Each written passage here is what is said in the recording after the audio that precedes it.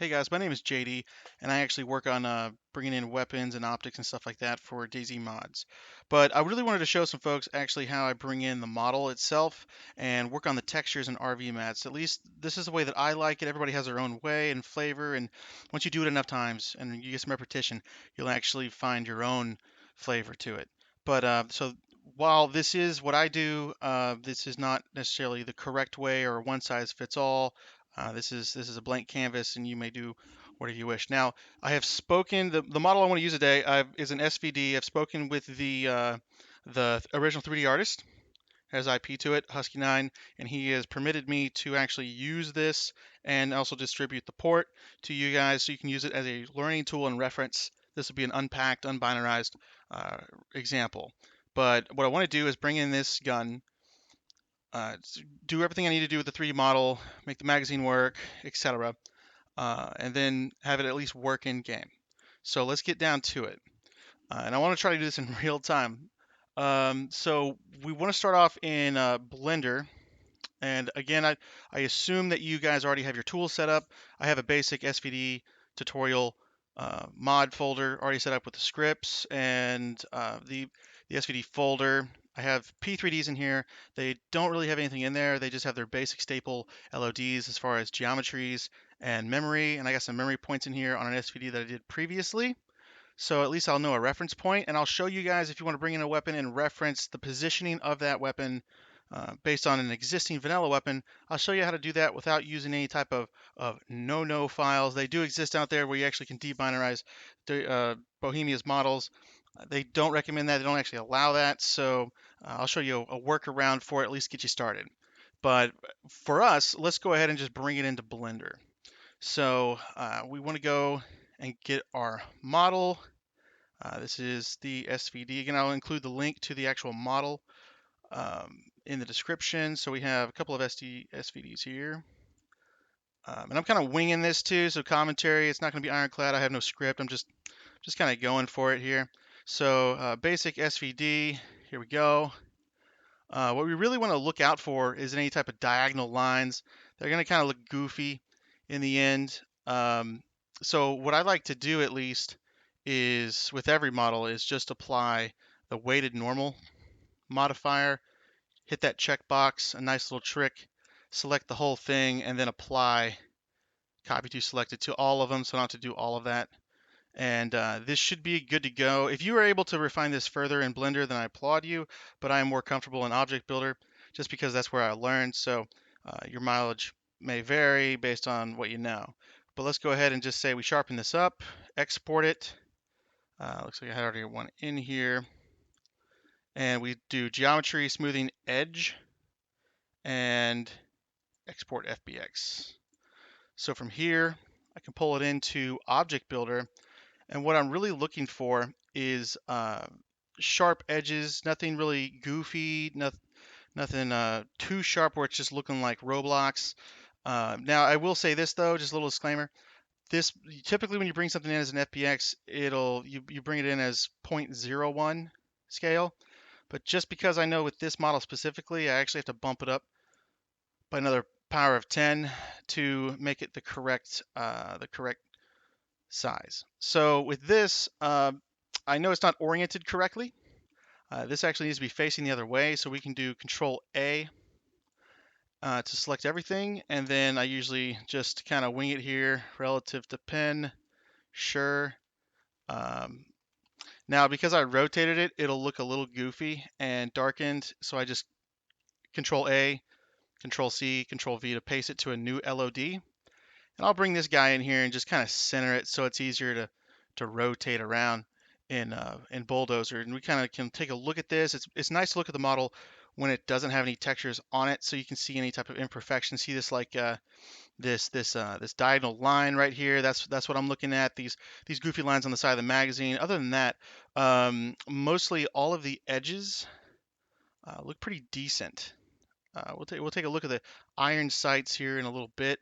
Looking at the edge of this cheek pad, it's a nice little dark edge there. It kind of looks a little goofy. We can sharpen that up really easy. It's not that difficult to fix these little imperfections like this, and they'll pay dividends later on. So let's go ahead and let's just grab this magazine All right, and we'll kind of hit display, do details, and we kind of use these LODs as blank canvases here, right? So looking from the top down, actually, I wonder if I could just, yeah, there we go. These little things, we can already tell that they're looking very strange. We might be able to fix this just by sharpening the inside. And actually, to sharpen is a hotkey. I think it's U to sharpen. You see how the lines turn purple or whichever. I don't know. I'm colorblind. Don't ask me, but I think it's purple. U will sharpen. I will smooth. So that's uniform India. So it's U to sharpen. And see, they kind of turn into they kind of turn a little blocky on us. Well, that's no good. So what we can do is just Control C, copy those, pull them off because it looks like they're their own objects. As a matter of fact, it looks like I can even delete these off of it and the model's fine. So I can come in here and focus a little more. Now, what I can do in Object Builder is do select V. You can select V for vertices, that's Victor, or you can select O for object. So if I just do the whole object, or if I want to do V, it actually is just the correct, or the selected vertices. So if I select V and come in here from top down and just kind of look at these, just grab like the first layer of vertices here, I bet you we might be able to sharpen this up. If not, then some of these little quirky things you don't have to spend a whole lot of time on. But if I just hit U, if I just hit U on that, um, I see no change. So obviously, yeah, that's not worth the time. So you're going to run into that sometimes, but there might be other ways you can clean up those ribs on there. Regardless, moving on. The course of this tutorial, I'm kind of trying to show you this organically, how it actually is and how it feels. And there might be some oops. Let's go back. Let's change that. So kind of be prepared for that. Here we have our magazine. I'll just go ahead and delete this, kind of remove it from the equation. Something that I will say is this dust cover, this diagonal line is no bueno. So I select O for object, select my dust cover, copy, start a new LOD, paste it, and then from the top down, I should be able to select the outer layer here. Let's see, something like this, this, and sometimes we look out with this, sometimes we don't. I don't know. It always depends, model to model. It depends on how it comes in. We do this, we hit U to sharpen it, and then we hit F5 to just recalculate normals. Sometimes it helps, sometimes it doesn't. In this case, it does. It got rid of that diagonal line that we were seeing there on the edge, just to show you a before and after. See this diagonal line that's going to show, and we're only doing this because this is the left side of the gun. It's going to take up a lot of screen time for players. So these are little imperfections that some people may not care about. If you don't, that's fine. But at least you could just do that. Just as simple as selecting this. It's just U F5. So it's just just a little touch. We can bring this back up here, delete our old one, paste in our new one. And I think the last thing that we talked about was the edge of this cheek rest. So if we wanted to, just for giggles, let's see what we get.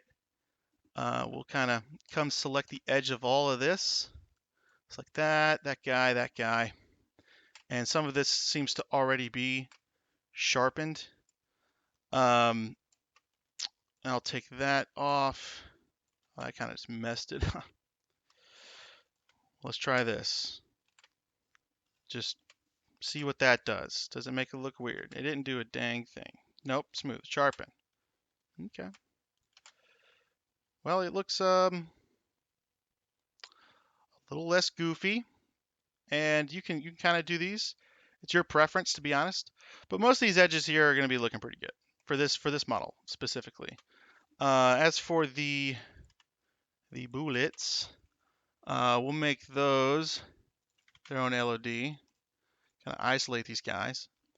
I think they will drop right into our magazine. That is correct. They will drop right into our magazine. So for our magazine, what we actually would want to do is line it up with the vanilla magazine, which I'll show you here in a second, and also our SVD. We want to line it up with our vanilla SVD. So, but for starters, let's go ahead and delete this. We got this. We'll delete that. We kind of have our two LODs. We'll hang on to this, and I'll just save it in here just in case my computer dies or whatever. I'll just call it SVD test because we're going to get rid of this anyway. This is just something to copy paste from.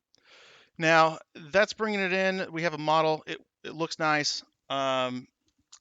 Let's try to at least line it up. Like I said, there are programs out there that will debinarize Bohemia's models, but I think that's against TOS. So what we can do is do a create proxy.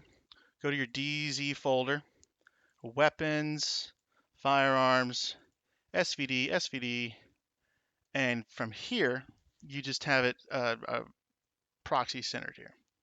Now, what you can do is come select your SVD test, so to speak. And I guess well, it doesn't matter for the magazine because that's separate. We could paste this in, and we can check to see how this looks against a vanilla SVD. So you can see our untextured version here. Wowzers. We have kind of messed up on the scaling here, so we're gonna have to adjust that. I say messed up, it's just not in intervals of 10. So it makes things a little tricky, and it's a nice little curveball to know how to deal with just in case you do have to deal with this. So the smartest thing to do would be to get the whole model as one. So you have scaling is going to track with the magazine and everything else. So if we go back to this, and we can select this this whole thing, we can make a new selection for it and just call it, I don't know, rifle thing or rifle thing. Yeah, whatever. Just something that if I'm clicking along, I can just select my gun. Oop. Oh, there we go. Yeah, the gun and not the proxy here. So definitely want to make this a little smaller. So we start this in a little bit of increments. I would say 25%. So we do 0.75 across the board. How's that look? Little close. Little close. I mean, not too close actually. That's pretty bad. So let's try maybe 0.5 because we know it's not going to be in an increment of 10. That's too small. So you got to do a little bit of trial and error with models like this. We could say 65%, and okay. So this could work. This could work. Is it perfect? Is it exact? No, but for demonstration purposes, on your own time, you can kind of figure this out.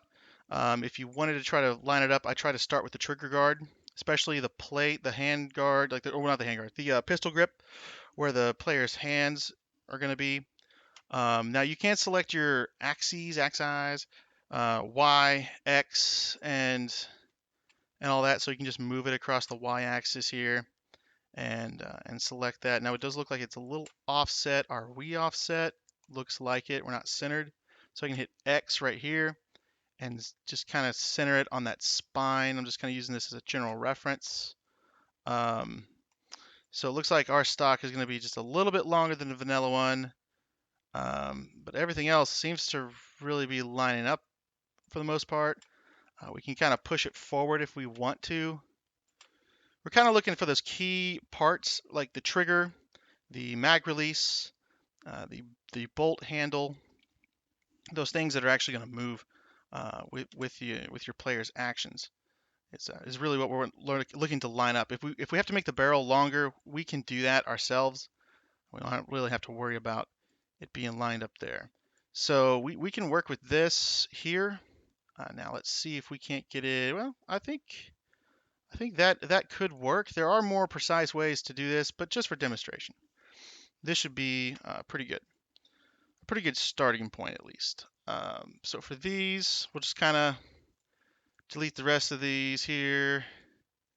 We got our gun. Let's try to isolate the bullets and the mag so that they're by themselves. There we go. And here we kind of just have a general start to our SVD. Now, we can do the same thing with our magazine. So the idea, create proxy, go to weapons, attachments, magazine, and go to SVD magazine. Start that there. I think, let's see, we go here, grab our magazine, drop it, and here we can start to see where our magazine is positioned relative to their magazine. This is important when you actually hold the magazine in your hand and you're like unloading it or whatever. So what we can do is I'm just kind of eyeballing this. It looks like it's right about here, and it's okay if it's not super exact in this case. You're not going to notice a massive difference. But it's nice to actually get it lined up a little bit, and it will kind of rotate this guy. So there we go. We can live with that. So here's a magazine, and we're actually going to open up our magazine P3D that we prepared before this and drop that in. And I'll bust down the geometries and what's needed there. But we do have our memory points predetermined and all of that. So because I've already done the model before, sometimes you may not have that, and you'll just kind of have to figure that one out. It's not a whole lot of tutorials on how to navigate the memory points without actually breaking open Bohemia's files, which again, like I said, is against TOS. So what we can do is actually grab our rifle. Let's see. Where's our rifle? Here we are. Oh, here we go.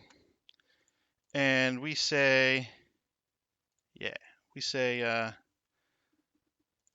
main LOD, we just drop it in there.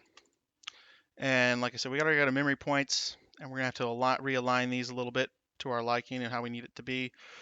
But this is a good starting point. So let's save that. Let's close that. We don't need this anymore. And for our magazine, we got that saved. So now we have our gun and our magazine. So now we can move on to the fun part. The fun part being texturing the model. Now, I do highly recommend that you use Photoshop and Adobe Substance Painter. But I'll show you why Adobe is or Substance Painter is the way. Some people actually like to just stick with Photoshop, and some people just skip it all together. They try to pirate this program, but I'll just say, just get the latest and greatest description from Adobe. It's just, especially if you have a NVIDIA video card, then it's just a no-brainer. Anywho, let's go in here and grab our file, or at least the base 3D model for this gun. In this case, I'm just going to use the one that came right off of CG Trader. It's easier that way for me. We can actually even grab the OBJ. It doesn't matter as long as we have a decent 3D representation. You can actually, these two views, you can center these just by hitting F and kind of hold down Alt to move your dude around. So what we do want to do is we want to name our UV map. Now I've already got our V mats set up to go off of the SVD name. So we're going to stick to that and rename it SVD so that when it spits all of these out, they're going to be SVD underscore blah, blah, blah, blah, blah, whatever it needs to be. So this is a paint layer, just like in Photoshop. If you're not familiar with the program, I'll try to skim over that, but we can go add a fill layer. In this case, we actually are given gloss, height, metallic, roughness, normal, and base color. Now DayZ, speaking of normal, DayZ wants OpenGL, not DirectX. So if you want to know, sometimes they're labeled off of CG Trader, sometimes they're not. But if you really want to know if you're looking at an OpenGL normal instead of DirectX, you actually can just zoom in on something and just take note where the light source is coming from. So in this case, these little dots, we can kind of see the light source is coming from this direction because the yellow part is where the light's coming from, or if it's an innie, outie, whatever, it's coming from one of these directions. Well, that's a horrible pointer arrow. So OpenGL is actually when the light source is coming from the top left. If you don't have this happening in your normal map, then what you can do, very simple, if you use GIMP or Photoshop, just open up the file, go into your channels, go to the green channel, and just in Photoshop, you can do Control I to invert it. And now you can see these divots right here. You can see where the light source is coming from the top left, and that is going to be our OpenGL. We can just Control S, save that. So what we can do, first off, back over here, since we're given color, height, roughness, metallic, normal, we aren't given opacity or emissive, so we omit those. Now, this is what I use. I used a baked lighting environment. Some people, like I said, they do this different ways. This is just how I do it. I do baked lighting environment. I set the opacity right here to 75. And in mine, you can use the default DayZ environment map if you choose. And sometimes it works. Sometimes the model comes out a little bit too dark. But in my experience, and I'll include these environment maps in the folder with the unpacked mod, but I've tried a lot of environment maps. But these two seem to be my lucky environment maps. Basically because they're yin yang. So this one looks like it's light on the top half, dark on the bottom half, and this one is dark on the top half and lighter on the bottom half. So that's what makes these work really well. And you're going to get a lot more detail of a model by using these. So if you actually go down to the bake lighting environment, whatever the hell this is called in Substance, I couldn't tell you. You drag over this guy, boom. Now you start to see the edges are a lot more defined, and you get a lot different feel to these. And it's going to make the textures pop. There's a lot of ways, there's a lot of things you can do in Substance to actually make these textures and models pop. You can do custom camos, you can do different selections, a lot of cool stuff. But generally speaking, this is the best way to do it. But again, your mileage may vary depending on the model you're using. Now, the cool thing about this is I can just come up in here. Actually, I don't care about gloss. And I can just drag these dudes in, hold down Shift, select all of them, set them as textures, and actually save them into the project. So if I save this Substance file, it will have the environment maps, it'll have the textures and the 3D model, it'll have all of this if just by opening up that file, which I'll try to include.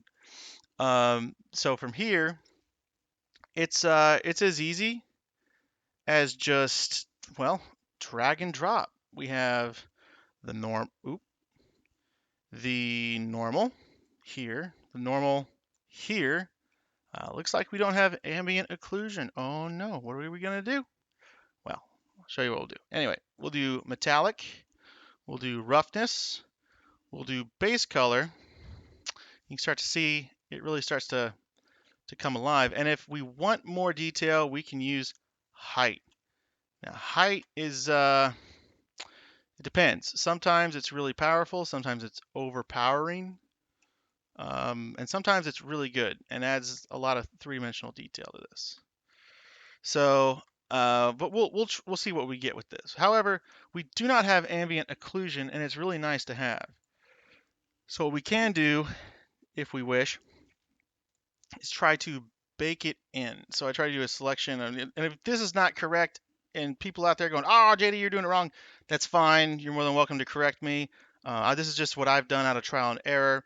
I'm by no means an expert. I didn't go to school for this, so yeehaw. I set 2K, go down to ambient occlusion, and my secondary rays, max those out. My minimize those, and my max, just try to do something with them. And I just kind of see where it sits. So if I do bake, and sometimes it comes out goofy. If I want to know how well it came out, I can actually just view the model with ambient occlusion and see where it darkens the edge. This is the difference that you get in the model. It just kind of scans it, makes your ambient occlusion, ambient shadow, whatever the hell you want to call it, So it's this is a powerful tool, especially when you get a model that doesn't come with this. So what we can do, since we're done, we can save this. I'm going to save as on my desktop as JD underscore SVD. And what we can do now is do an export. Now we do have bakelite environments. There's a couple of these exports actually already out there in the ether as far as DayZ presets and stuff like that, and that's fine. A lot of those are pretty much the same as what I got going on here, except I split them up and then I bring them across the finish line in Photoshop. I'll talk about what really is different about what I do in Photoshop afterwards, because that's the key difference. So we want to select where we're exporting. We go SVD tutorial, select our data folder, and in this case, let's see, we're going to do my JD DayZ texture preset underscore BLE, which means the baked lighting environment is turned on. In this case, this is just what I do. Dilation plus transparent, set that to 8, and export. So these presets that I have, they give me any tools or basically all the textures that I need to do what I need to do with the textures. Not all of them will be used in the end. There will only be the underscore AS, the underscore CO, the underscore NOHQ, and the underscore SMDI. So now we have the BLE. Notice that the SMDI was not exported because if you do include the bakelite environment, it will affect the SMDI, and that'll affect how the model is read. Sometimes that's a good thing. In most cases, not so much. But again, you can choose to do what you want with your model. So I turn that off, the bakelite environment layer.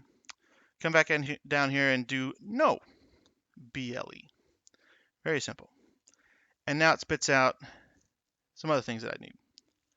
So now that we have everything we need, we minimize this, we minimize our source, we minimize Notepad, and we come up in here, we can check our ambient shadow, ambient occlusion, and it looks good. We didn't have that before. Double check our normal to make sure that it is coming from the top left. Indeed, it is. And now we need to talk about the color base, the SMDI, and we're going to use our diffuse down here as a tool. So, and this diffuse is it's like, how's the best way to put it? It's like color base with shadows, as you can see. Bop. It's not very pretty. So what I like to do is take our color base and make this our top layer, but then take our diffuse, Control A to copy it, paste it, put the diffuse on the bottom, and give this an opacity of 75%. Kind of mellows everything out for me. In most cases, this method seems to work out. So we'll go and save this. And now we move over to the SMDI. We really want contrast here for the SMDI. If you go look at any type of vanilla SMDI, you can see if you look at the green channel, which is going to be your specular, this is the vanilla SVD. You can see where it's really black and white, literally. This is a yes/no channel, whereas what spits out generically is this is a big fat maybe. So we got to tighten that spectrum and make it more of a yes/no. In most cases, you don't want to mess with the blue. You're going to get some weird like frosting effects on your model, and it's not Gucci. So I like to stick just by adjusting the specular. I usually go to adjustments, levels. Here we can see our spectrum right here, and you can tighten this up however you wish. You can be a little more aggressive with it. You kind of eyeball it. When I do this, I pay attention to the thumbnail and how it changes over here, and just do this manually by hand.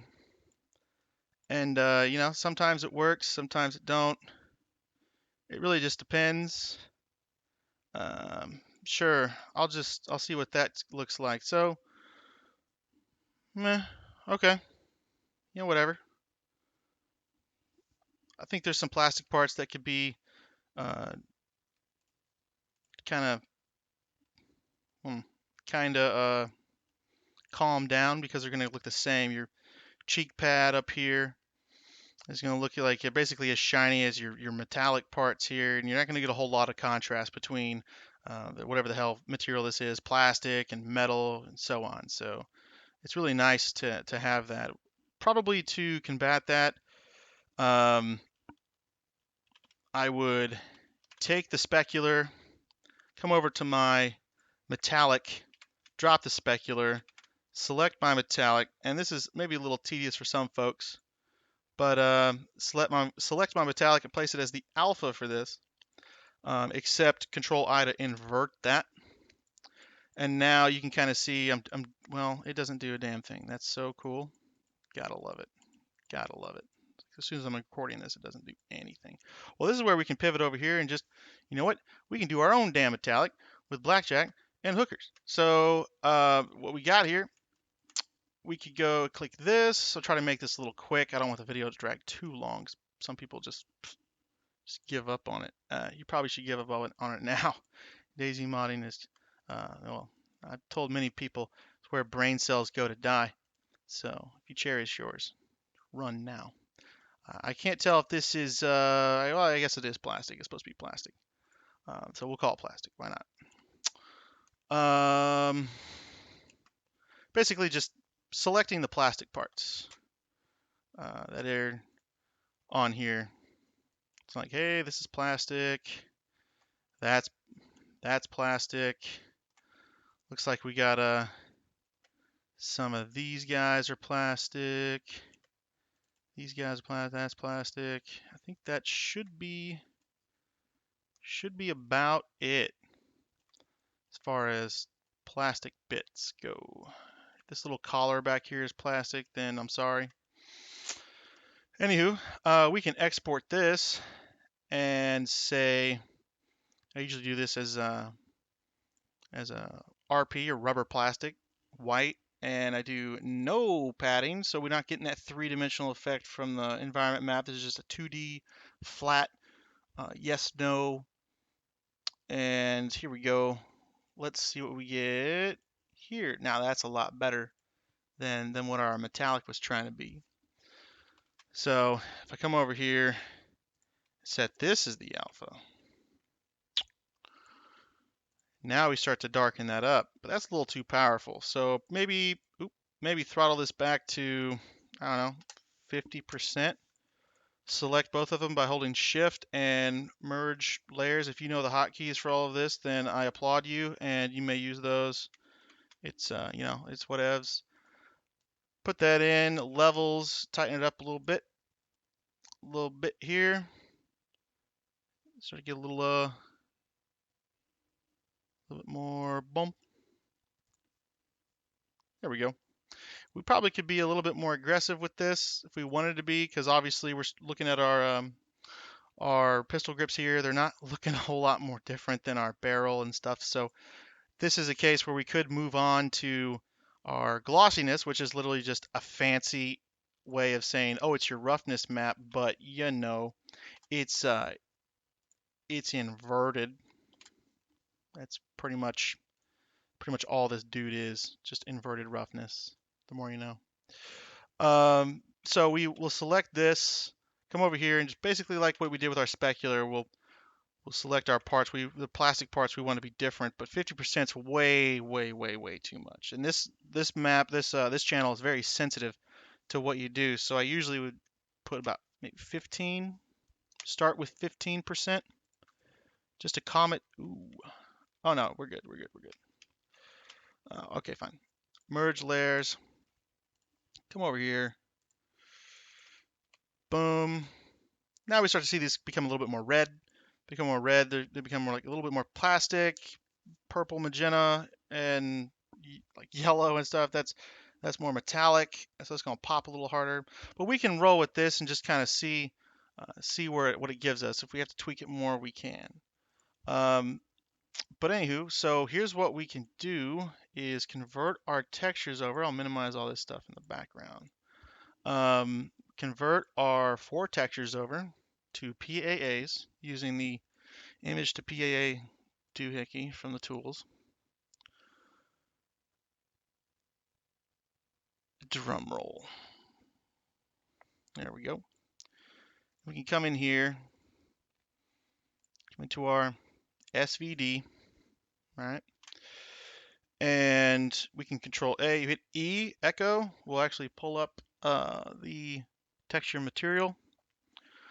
You can go in, SVD tutorial, SVD, data folder, select your drop down, select PAA, the color base.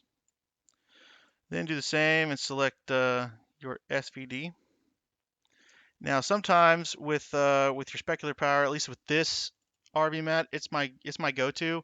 Here we have our specular set to 50%, so it's 0.5 across the board. If it has to be a little stronger and it's not popping as hard, everything in Bulldozer is going to look a little like 15% shinier than it will ever look in game, because this is an example of 100% sunlight. You're not going to really have that in game. So we want this to look a little bit shiny in this view. And here you can kind of see where it needs to look a little bit more shiny in this view. So the thing is, just replace all those 0.5s with 1. If you're curious about what this RV mat is, it's actually just the M4A1 default RV mat. I've had a lot of good luck with that one. You can choose to use something else if that's your poison. So yeah, drum roll, and it's okay. All right, I can see what's plastic, what's not plastic. It's got to be darker. It's something that can be done. If we want certain things to pop out in substance, you can add more scratches, things like that, if you want to. So yeah, it is what it is. We could, let's see, texture our magazine, and let's see how we can do this. Same thing, we go to our folder. It's all one UV map anyway. Select this. Now I do have a brass RV map, which is kind of fun. Doesn't always work, especially doing like steel case, whatever. I just kind of got annoyed that brass and DayZ doesn't look that great, and I wanted to make it look. I know this might sound cheesy, but make it look a little bit more like Modern Warfare 2's brass, the new game, because I just thought they did really well with that material, and I admire that. So this is the result question mark. Hey, there we go. So you actually have bullets that look like bullets. That's nice. The magazine looks, it looks pretty good. Looks pretty good. And now we can actually set it up. So I'm going to do part 2 on this and actually doing a test. And I'll leave a link to part 2 and all of these other things in the unpacked folder in the description below. If you have any questions for me or anything, you might be able to find me on the DayZ Modders Discord, but I'm a busy guy. I'll try to answer them as it comes around. And there's also a lot of people on the Modders Discord that are willing to help as well. I'm not the only one, so feel free to ask them as well. I'll see you guys in part 2.